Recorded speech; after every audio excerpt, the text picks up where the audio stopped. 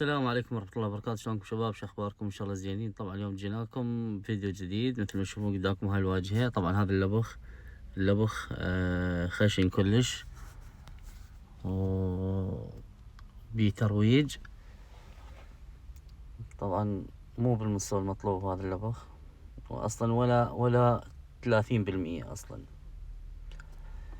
يعني شغله كلش مخزي بصراحة. واللباخ هذا الله يسلمه ما اعرف شنو، اول مرة يشتغل، ما اعرف حتى لو جايب واحد اول مرة ما يسوي هيجي. فالمهم مثل ما تشوفون قدامكم جينا على الواجهة هاي. طبعا الكابلينات مالتها شوفوها، واللبخ مالها اصلا حتى الرمل ما مغربلة، وبيها هواية مشاكل.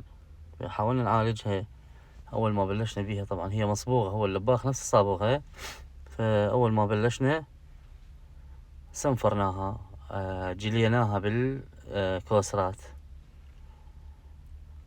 شوفوا شكلها شلون كان شباب. هاي بعد الصبغ، بعد ما صابغها هو اللباخ. فبلشنا نسنفر، نحف بالكوبلينات هاي، نعدل بيها بالكوسرة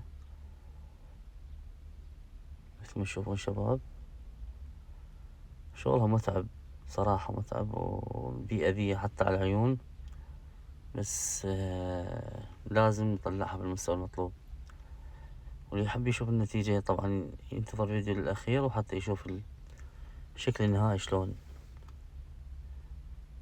لاحظوا شباب، هذا بعد ما جليناها بالكوسرات، هاي الأقراص الحديد شلنا الحصى مالتها والرمل مالتها الزايد مثل ما تشوفون قدامكم. نفس الطريقة مال جلي الواجهات الحجر.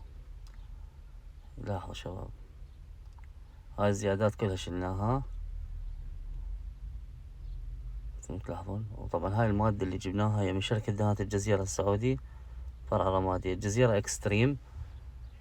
مادة اسمنتية ناعمة عالية الجودة. شوف شباب، وهذا المصلب مالتها. طبعا هاي الكيس هذا ينخبط ويا هاي المادة المصلبة الجزيرة اكستريم، وينخبط بالدريل وينطلس بالشفرات او بالمالج. هاي المادة شباب هي المادة اللي بالسطل، مادة لونها ابيض، تنخبط بالدريل وتنشغل بهاي الطريقة شباب، بالشفرات او بالمالج، تتعدل تتساوى. بعدين نجيب الكاغد جام نسنفر. راح تشوفون شكلها. طبعا شكلها كأنما عبالك ستوكو لما تشتغلها بالمالج طبعا او بالشفرة، نفس النعومة مال ستوكو. لاحظوا شباب الشكل، طبعا ما واضح عندنا بالتصوير. هاي كلها جليناها كلها بالكوسرات.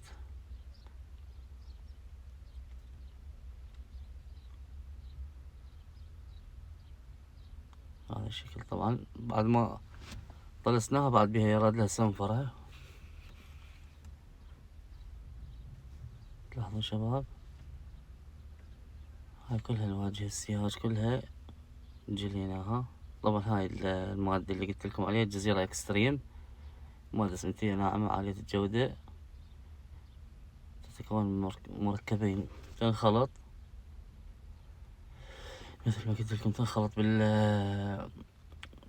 شو اسمه الدريل، وبعدين نشتغل بيها بالمالج او بالشفرات كيفكم حسب تريدونه. احنا اشتغلناها بمالج صغار وشفرات نعمناها، وبعدين بكاغد جام. لحظة شباب، هذا السياج طبعا واللباخ الله يسلمه ما مشتغله صحيح، ما اعرف شنو السبب. يعني قلت لكم اللباخ شغلته كأنما اول مرة يلزم مالج ويشتغل باللبخ. على قولة اخواننا المصريين يسموها المحارة، عند بمصر المحارة، احنا عندنا اللبخ. وهاي المادة طبعا هي اسمنتية الجزيرة اكستريم. طلسنا الواجهة وسنفرناها، عدلنا الكوبلينات مالتها، عدلنا الزوايا مالتها، عدلنا الاركان كلها بالحف والطلس. تلاحظون هذا بعد ما انطيناها لون شباب، هاي الستار الفوق انطيناها اللون، ما شاء الله طلعت كأنما حجر. لاحظ الشكل النهائي، طبعا شكلها كلش حلو. هاي النتيجة بالأخير شباب، شوفوها. إذا عجبك الفيديو اضغط لايك واشترك بالقناة وفعل زر الجرس ليصلكم ما جديد. تحياتي لكم أخوكم محمد دليم، السلام عليكم ورحمة الله وبركاته.